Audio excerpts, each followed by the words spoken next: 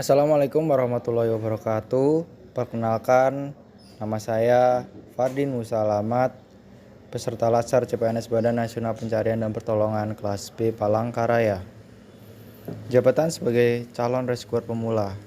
Pada kesempatan kali ini, saya akan menjelaskan tentang tugas individu asinkronus, yaitu membuat learning journal dari agenda 3, yaitu membuat ulasan dan pengenaan terhadap Smart ASN.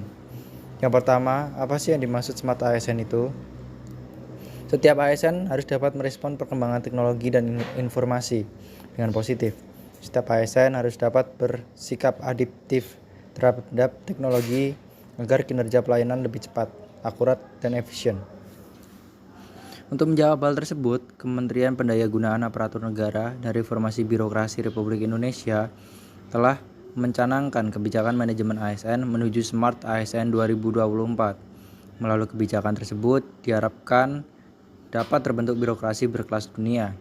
Dalam upaya membentuk birokrasi berkelas dunia tersebut, diharapkan setiap pegawai dapat memiliki profil sebagai Smart ASN yang terdiri dari nasionalisme, integritas, wawasan global, hospitality, networking, penguasaan teknologi informasi, bahasa asing, dan entrepreneurship.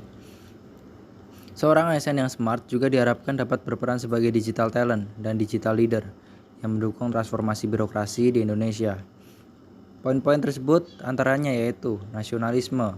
Sebagai seorang aparatur negara, memiliki sikap nasionalisme tentu sudah menjadi suatu keharusan.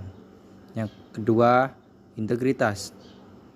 Peraturan Menteri PAN dan RB Nomor 60 Tahun 2020 tentang pembangunan integritas pegawai aparatur sipil negara, integritas didefinisikan sebagai konsistensi berperilaku yang selaras dengan nilai, norma, dan atau etika organisasi, dan jujur dalam hubungan dengan atasan, rekan kerja, bawahan langsung, dan pemangku kepentingan, serta mampu mendorong terciptanya budaya etika yang tinggi.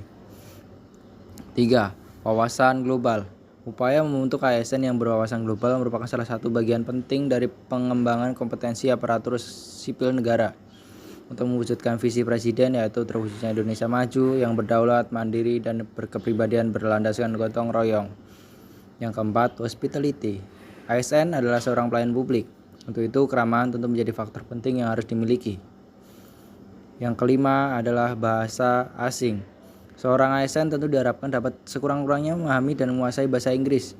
Kemendagri menjelaskan bahwa penguasaan kemampuan bahasa Inggris adalah salah satu aspek penting lainnya yang perlu dikuasai oleh ASN dalam menyikapi perkembangan zaman. Yang keenam, entrepreneurship. Jika kewirausahaan yang perlu dimiliki oleh ASN antara lain adalah keberanian, kreativitas, inovatif, pantang menyerah, serta cerdas dalam menangkap dan menciptakan peluang.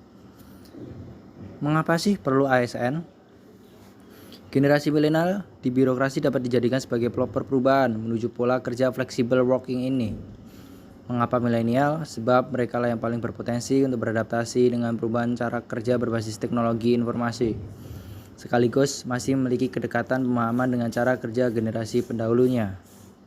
Smart ASN merupakan aparatur yang memiliki profil nasionalisme, integritas, wawasan global, hospitality, networking, penguasaan teknologi informasi, bahasa asing, dan entrepreneurship. Secara spesifik, ASN milenial yang akrab dengan teknologi harus mengambil posisi yang selalu haus akan ilmu pengetahuan untuk meningkatkan wawasan dan keterampilan dimanapun, kapanpun, dan di situasi apapun.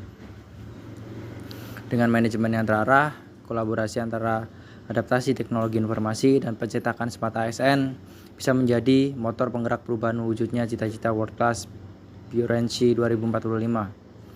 Smart ASN yang tidak gagap teknologi atau gaptek akan mengiring sistem pemerintahan Indonesia ke birokrasi 4.0 yang tentunya beriringan dengan revolusi industri 4.0.